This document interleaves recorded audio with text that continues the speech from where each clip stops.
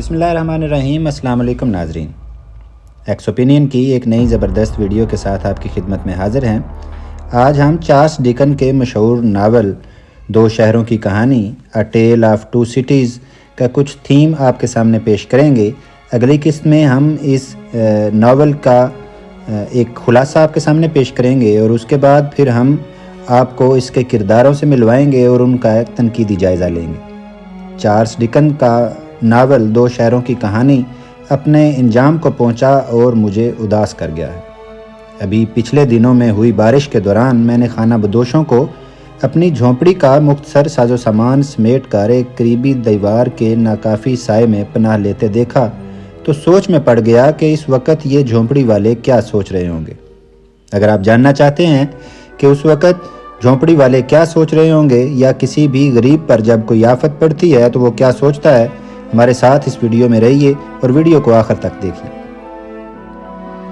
Novel के एक दम तोड़ते गरीबुल हाल और मजरूह किरदार ने जब अपने बाप की इस बात को दोहराया कि दुआ करो हमारी औरतें बांझ हों और हमारी नस्ल मादूम हो जाए, क्योंकि इस जलील दुनिया में बच्चे पैदा करने की ख्वाहिश बजाते खुद एक हौलनाक ख्वाहिश है, तो मैं जान गया कि वो झोंपड़ी वाले भी अपनी औरतों के बांझ होने की दुआ मांगते होंगे। इनकलाब फ्रांस के गिर्द घूमती लंदन और पेरिस दो शहरों की कहानी दरअसल दो तबकों की कहानी है। एक वो तबका है जिसके तेज़ रफ्तार छकड़े तले मफलूकुल हाल माँ बाप का बच्चा मरता है तो वो छकड़े से उतरने की जहमत किए बगैर उस नुकसान की तलाफी की गरज से कुछ सिक्के बाहर उछाल देते हैं। दूसरा तबका इन माँ बाप का है जिनके लख्ते जिगर की बेवक्त और बेरहमाना मौत की ताज़ियत चंद सिक्कों की भीख से की जाती है। लेकिन किताबों में लिखा है और अरब स्प्रिंग में हमने देखा है कि जुल्म बर्दाश्त करने की एक हद होती है और जब नासूदा अवाम हजूम दर हजूम एक दरिया की माने झूम कर निकलते हैं तो अशराफिया के हिफाजती बंद तिनकों से भी कमज़ोर साबित होते हैं और मस्त दरियाओं का कहर टालने में नाकाम रहते हैं।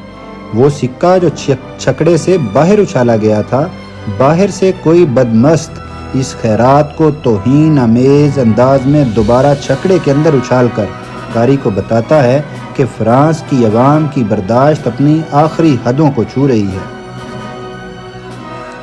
ये तो खैर डिकन्स का कमाल है कि वो कारी को या तो किरदारों से शदीद नफरत या शदीद मोहब्बत करने पर मजबूर कर देता है। मजमूई तौर पर एक शानदार नावल, कई हमवतनों को एक खूनी इनकलाब की बहुत शदीद ख्वाहिश रहती है, लेकिन वो इस किस्म के इनकलाबात के मुज़मरात से नावाकिफ़ नज़र आते हैं। अनारकी, तशद्दुद, इंसानी जानों की नाकदरी के अलावा इस किस्म के इनकलाबात का एक नुकसान ये भी होता है कि गहियों के साथ घुन भी इनकलाबियों की खूनी चक्की में पिस जाता है।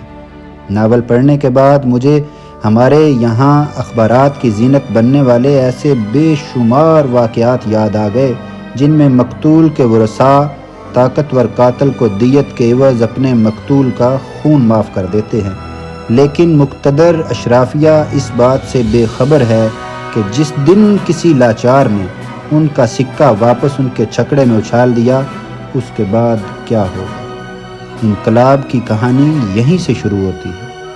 मिलते हैं अगली वीडियो में जिसमें हम आपको चार्ल्स डिकन के इस नावल का एक खुलासा पेश करेंगे जो कि एक निहायत ज़बरदस्त कहानी है और फिर उसके बाद हम इसमें मौजूद इन किरदारों को भी एक एक करके इनका तजिया करेंगे कि कैसे एक किरदार हमारे आज के इस मुआशरे में बिल्कुल एक एक किरदार फिट नज़र आता है। बहुत बहुत शुक्रिया। अगर आपको वीडियो पसंद आई हो तो इसे लाइक ज़रूर कीजिए और हमारे चैनल को सब्सक्राइब कीजिए। मिलते हैं अगली वीडियो में।